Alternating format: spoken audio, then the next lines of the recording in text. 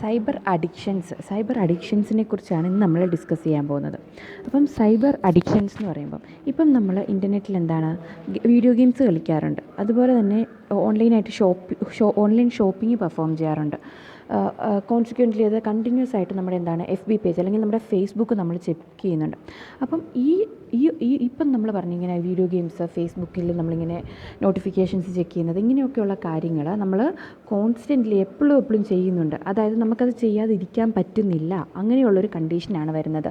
അതുമല്ല, ഇങ്ങനെ നമ്മൾ ചെയ്യുന്നത് കൊണ്ട് തന്നെ നമ്മുടെ റിലേഷൻഷിപ്സിനെയും അതുപോലെ തന്നെ വർക്കിനെയും നമ്മുടെ സ്കൂളിനെയും നമ്മുടെ ഡെയിലി ലൈഫിനെയും ഇത് ഒരുപാട് ഇൻഫ്ലുവൻസ് ചെയ്യുന്നുണ്ട് എന്നുണ്ടെങ്കിൽ നമ്മളൊരു സൈബർ അഡിക്റ്റഡ് ആണെന്നാണ് അതിൻ്റെ മീനിങ്. അങ്ങനെയുള്ള കേസ്, അതായത് നമ്മൾ ഒരുപാടായിട്ട് യൂസ് ചെയ്യുവാണ് ഇൻ്റർനെറ്റിൽ ഗെയിംസ്, വീഡിയോ ഗെയിംസ്, FBയിൽ ഒരുപാട് ചെക്ക് ചെയ്യുന്നു.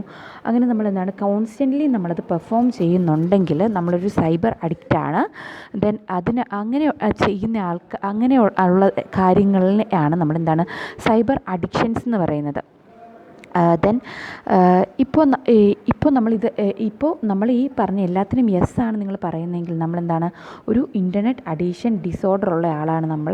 നമ്മൾ കോമൺലി നമ്മളിതിനെ കമ്പൾസീവ് ഇൻ്റർനെറ്റ് യൂസ് അല്ലെങ്കിൽ CIU എന്നാണ് നമ്മൾ പറയുന്നത്. അല്ലെങ്കിൽ ഇതിനെ CIU അല്ലെങ്കിൽ PIU. CIU means compulsive internet use, അല്ലെങ്കിൽ പ്രോബ്ലമാറ്റിക് ഇൻ്റർനെറ്റ് യൂസ് PIU, അല്ലെങ്കിൽ ഐ ഡിസോർഡർ എന്നാണ് ഈ സൈബർ അഡിക്ഷൻ. ഇതൊരു ഡിസോർഡറാണ് ഈ സൈബർ അഡിക്ഷനെ നമ്മൾ പറയുന്നത്. ഇൻ്റർനെറ്റ് അഡിക്ഷൻസ് എപ്പോഴും ഓൺലൈൻ റിലേറ്റഡ് ആണ്. അതുപോലെ തന്നെ ഈ ഓൺലൈൻ റിലേറ്റഡ് ആയതുകൊണ്ട് തന്നെ നമ്മുടെ നോർമൽ ലീവിങ്ങിനെയും നമ്മുടെ നോർമലായിട്ടുള്ള നമ്മുടെ ജീവിതത്തെയും അതുപോലെ തന്നെ നമ്മുടെ ഫാമിലി തലത്തിൽ ഒരുപാട് സ്ട്രെസ് ഉണ്ടാക്കുന്നു, ഫ്രണ്ട്സിൻ്റെ ഇടയിൽ. അതുപോലെ തന്നെ നമ്മൾ വർക്ക് ചെയ്യുന്ന എൻവയോൺമെൻറ്റിലൊക്കെ നമുക്ക് ഒരുപാട് സ്ട്രെസ് ഉണ്ടാക്കാനായിട്ട് കാരണമാകുന്നു ഈ സൈബർ അഡിക്ഷൻസ് നമുക്കുണ്ടെങ്കിൽ. Internet addiction has been called internet dependency and internet compulsivity. Internet അഡിക്ഷൻസിനെ ഒരു ഇൻ്റർനെറ്റ് ഡിപ്പെൻഡൻസിനെയും അതുപോലെ തന്നെ ഇൻ്റർനെറ്റ് കമ്പൾസിവിറ്റി എന്നും നമുക്ക് പറയാൻ പറ്റും. ഇനി നമ്മൾ നോക്കാൻ പോകുന്നത് ഇൻഫർമേഷൻ ഓവർലോഡ് എന്താണെന്നാണ്.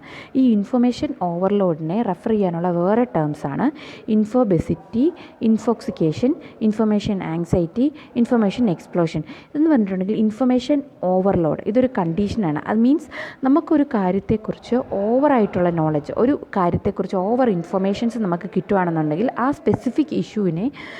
സ്പെസിഫിക് കാര്യത്തിൽ നമുക്ക് ഒരു ഡിസിഷൻ എടുക്കാൻ പറ്റില്ല. ആ ഇഷ്യൂവിനെ റിലേറ്റ് ചെയ്ത് നമുക്കൊരു ഡിസിഷൻ എടുക്കാൻ പറ്റില്ല. അതിനെയാണ് നമ്മൾ ഇൻഫർമേഷൻ ഓവർലോഡ് എന്ന് പറയുന്നത്. ഡെയിലി ഇൻഫർമേഷൻസ് ൻ്റെ എക്സസീവ് ക്വാണ്ടിറ്റീനെയാണ് എന്തെന്ന് പറയുന്നത് ഈ ഇൻഫർമേഷൻ ഓവർലോഡ് എന്ന് പറയുന്ന ടേം കൊണ്ട് മീൻ ചെയ്യുന്നത്. ഇൻഫർമേഷൻ ഓവർലോഡ് മെയിൻലി ഇൻഫർമേഷൻ തിയറിയിൽ നിന്നാണ് ഒറിജിനേറ്റ് ചെയ്തേക്കുന്നത്. ഇവിടെ ഇൻഫർമേഷൻ്റെ സ്റ്റോറേജ്, പ്രിസർവേഷൻ, കമ്മ്യൂണിക്കേഷൻ, കംപ്രഷൻ, അതുപോലെ തന്നെ ഇൻഫർമേഷൻ്റെ എക്സ്ട്രാക്ഷൻ, അങ്ങനെയൊക്കെയുള്ള കാര്യങ്ങളും ഇവിടെ വരുന്നുണ്ട്. ഈ ടേം 1964 ബെസ്ട്രാം ഗ്രോസ് ഒരു ബുക്കാണ്. ആ ബുക്കിൽ ഈ ടേം റെഫർ ചെയ്തിട്ടുണ്ട്. ഇൻഫർമേഷൻ ഓവർലോഡ് എന്ന് പറയുമ്പോഴത്തേക്കും ഒരു സിസ്റ്റത്തിൻ്റെ പ്രോസസ്സിംഗ് കപ്പാസിറ്റീനെ എക്സീഡ് ചെയ്ത്, ഒരു സിസ്റ്റത്തിൻ്റെ പ്രോസസ്സിംഗ് കപ്പാസിറ്റീനെക്കാട്ടിലും കൂടുതൽ ഇൻഫർമേഷൻ വരുന്ന കേസിലാണ് ഇൻഫർമേഷൻ ഓവർലോഡ് എന്ന് പറയുന്നൊരു കണ്ടീഷൻ വരുന്നത്. ദെൻ ഇൻഫർമേഷൻ ഓവർലോഡ് എന്ന് പറയുന്നൊരു കണ്ടീഷൻ വരുന്നത് ഇവിടെ എന്ന് വെച്ചിട്ടുണ്ടെങ്കിൽ information overload is a state in which a decision maker faces a set of information. ഇവിടെ ഒരു ഡിസിഷൻ മേക്കർ ഒരു സെറ്റ് ഓഫ് ഇൻഫർമേഷനെ തന്നെയാണ് ഫേസ് ചെയ്യുന്നത്. അതായത് അതിൻ്റെ ഇൻഫർമേഷൻ റിഡൻഡൻസി, കോൺട്രഡിക്ഷൻ അങ്ങനെയൊക്കെയുള്ള കേസസിനെ ബേസ് ചെയ്തിട്ട് ഒരു സെറ്റ് ഓഫ് ഇൻഫർമേഷനെ തന്നെയാണ് ഫേസ് ചെയ്യുന്നത്. Then the probability of achieving the best possible decision is defined as decision making performance. decision making performance എന്ന് പറയുന്നൊരു ടേം ഇവിടെ വരുന്നുണ്ട്. അതായത് നമുക്ക് ഒരു ബെസ്റ്റ് പോസിബിൾ ഡിസിഷൻ എടുക്കാൻ പറ്റുന്ന പ്രോബബിലിറ്റി, നമുക്ക് ഉള്ളതിൽ വെച്ച് ഏറ്റവും നല്ല ഡിസിഷൻ എടുക്കാവുന്ന ആ പ്രോബബിലിറ്റിനെയാണ് നമ്മൾ ഡിസിഷൻ മേക്കിംഗ് പെർഫോമൻസ് എന്ന് പറയുന്നത്. ദെൻ ഈ ഇൻഫർമേഷൻ്റെ sub optimal use, optimal use എന്ന് പറഞ്ഞാൽ എന്താ അതിൻ്റെ മാക്സിമം യൂസ്. ഇനി സബ് ഒപ്റ്റിമൽ എന്ന് പറയുമ്പോഴത്തേക്കും എന്താണ് അത് ഒപ്റ്റിമലായിട്ട് അല്ലാതെ യൂസ് ചെയ്യുകയാണെന്നുണ്ടെങ്കിൽ നമുക്കവിടെ limitation of scarce individual resources, അതായത് നമ്മൾ ആ റിസോഴ്സസിനെ എന്താണ് മുഴുവനായിട്ടും യൂസ് ചെയ്യുന്നില്ല. സോ അതിൻ്റെ ലിമിറ്റേഷൻ ഓഫ് റിസോഴ്സ്, ആ റിസോഴ്സിൻ്റെ ലിമിറ്റേഷനെ എന്ത് ചെയ്യുന്നു, അത് കോസ് ചെയ്യുന്നു. A scare resources can be limited individual characteristics, അതായത് ഇങ്ങനെ ഒരു സ്കേഴ്സ് റിസോഴ്സാണ് നമ്മൾ വരുന്നത് എന്നുണ്ടെങ്കിൽ അവിടെ സർട്ടൻ ലിമിറ്റഡ് കുറച്ച് ഇൻഡിവിജ്വൽ ക്യാരക്ടേഴ്സിനെ അത് കോസ് ചെയ്യുന്നുണ്ട്. അതായത് എബിലിറ്റി, എന്താണ് ഒരു സീരിയൽ പ്രോസസ്സിങ്ങിൻ്റെ എബിലിറ്റി, അതുപോലെ തന്നെ ഷോർട്ട് ടേം മെമ്മറി, അങ്ങനെയൊക്കെയുള്ള കേസിനെ ഇത് അഫക്റ്റ് ചെയ്യും. പ്രോസസ്സിങ് എബിലിറ്റിനെയും ഷോർട്ട് ടേം മെമ്മറിനെയും ഒരു സ്കെയർ റിസോഴ്സ് നമ്മൾ യൂസ് ചെയ്യുന്ന പറഞ്ഞില്ലേ, ഈ സ്കെയർ റിസോഴ്സ് അഫക്റ്റ് ചെയ്യുന്ന കാര്യങ്ങളാണ് നമ്മളിപ്പോൾ പറഞ്ഞത്. എന്തൊക്കെ? Processing ability, short term memory, അങ്ങനെയൊക്കെയുള്ള കേസസിനെ എന്ത് ചെയ്യുന്നുണ്ട്, ഇത് അഫക്റ്റ് ചെയ്യുന്നുണ്ട്. ഇനി നമ്മൾ നോക്കുന്നത് ഈ ഇൻഫർമേഷൻ ഓവർലോഡ് എന്ന് പറയുമ്പോഴത്തേക്കും അതിന് ഒരുപാട് കോസസ് ഉണ്ട്. മോസ്റ്റ് കോമൺ നമ്മുടെ മോഡേൺ ഇൻഫർമേഷൻ ഓവർലോഡിലുള്ള മോസ്റ്റ് കോമൺ കോസസ് ഏതൊക്കെയാണെന്നാണ് ഇനി പറയാൻ പോകുന്നത്. Huge volumes of new information being constantly created. Information ഓവർലോഡിൽ നമ്മുടെ മോഡേൺ ഏജിൽ ഇൻഫർമേഷൻ ഓവർലോഡ് വരാനായിട്ടുള്ള മോസ്റ്റ് കോമൺ റീസൺസ് എന്തൊക്കെയാണ്, അതിൻ്റെ കോസസ് എന്നാണ് നമ്മളിനി പഠിക്കാൻ പോകുന്നത്. ആദ്യത്തെന്ന് പറഞ്ഞിട്ടുണ്ടെങ്കിൽ ഈ huge volumes of new information being constantly created, അതായത് ഒരു കാര്യത്തെക്കുറിച്ചുള്ള ഇൻഫർമേഷൻസ് ഓരോ ദിവസവും എന്താണ് ഇൻഫർമേഷൻസ് ക്രിയേറ്റഡ് ആവുന്നുണ്ട്. Then pressure to create and compete in information provisions leading to a quality over quality effect in many industries.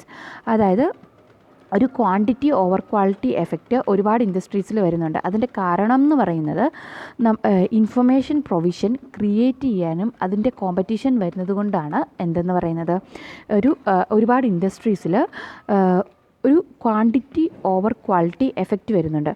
The simplicity of creating, duplicating and sharing of information online, അതായത് information ഇപ്പം ഓൺലൈനായിട്ട് information share ചെയ്യാനാണെങ്കിലും create ചെയ്യാനാണെങ്കിലും duplicate ചെയ്യാനാണെങ്കിലും പെട്ടെന്ന് അത് ചെയ്യാൻ പറ്റും, ആർക്ക് വേണമെങ്കിലും ചെയ്യാൻ പറ്റും, അത്രയ്ക്ക് സിമ്പിളാണ്. സോ ആ സിംപ്ലിസിറ്റിയും ഇതിനൊരു കാരണമാണ്.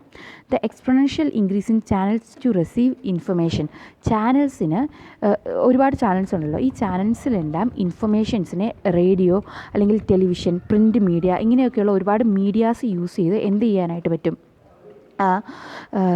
റിസീവ് ചെയ്യാനായിട്ട് പറ്റും. അതും അതിൻ്റെ ഒരു റീസണാണ്. The increasing weight of historical data available to us, historical data നമുക്കിപ്പം എന്താണ്, ഹിസ്റ്റോറിക്കൽ ഡേറ്റാസ് ഒരുപാടായിട്ട് അവൈലബിൾ ആണ്, അതും ഇതിനൊരു കാരണമാണ്. High volumes of conflicting, contradictory and plain old inaccurate information, അതായത് ഇൻഅക്യുറേറ്റ് ആയിട്ടുള്ള, അതായത് കറക്റ്റായിട്ടുള്ള ഇൻഫർമേഷൻസിൻ്റെ ഇൻകറക്റ്റ്, അതായത് ഇന്നക്യുറേറ്റ് ആയിട്ടുള്ള ഒരുപാട് കോൺഫ്ലിക്റ്റിംഗ് ഇൻഫർമേഷൻസ് അവൈലബിൾ ആയിട്ട് വരുന്നു. അതായത് ഒരു കാര്യത്തെക്കുറിച്ചുള്ളത് തന്നെ ചിലപ്പോഴേ അത് ശരിയാവാനായിട്ടുള്ള ചാൻസ് വരുന്നുള്ളൂ, അത് ചിലപ്പം ഇന്നക്യുറേറ്റ് ആവാനായിട്ടുള്ള സാധ്യതയും വരുന്നുണ്ട്. No simple methodologies for quickly processing, comparing and evaluating information resources, അതായത് ഇൻഫർമേഷൻ സോഴ്സസിനെ പെട്ടെന്ന് പ്രോസസ്സ് ചെയ്യാനും കമ്പയർ ചെയ്യാനും ഇവാലുവേറ്റ് ചെയ്യാനായിട്ടുള്ള ഒരു മെത്തഡോളജി അവൈലബിൾ അല്ല. Then a lack of clear structure in groups of information and poor clues as to the relationship between these groups, അതായത് groups of ഇൻഫർമേഷൻസും ഇപ്പം നമ്മുടെ കയ്യിൽ ഒരുപാട് ഇൻഫർമേഷൻസ് ഉണ്ടല്ലോ, ഈ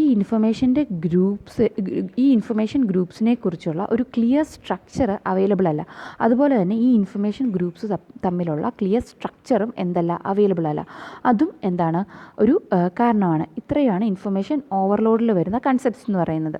ഇത്രയും എന്തൊക്കെ നമ്മളിപ്പം ഇൻഫർമേഷൻ ഓവർലോഡിൻ്റെ എന്തൊക്കെ നമ്മളിപ്പോൾ നോക്കി, ഇൻഫർമേഷൻ ഓവർലോഡ് എന്താണെന്നും അതിൻ്റെ കോസസും ഒക്കെയാണ് നമ്മൾ എന്ത് ചെയ്യുന്നത്, ഇപ്പോൾ ചെക്ക് ചെയ്തത്.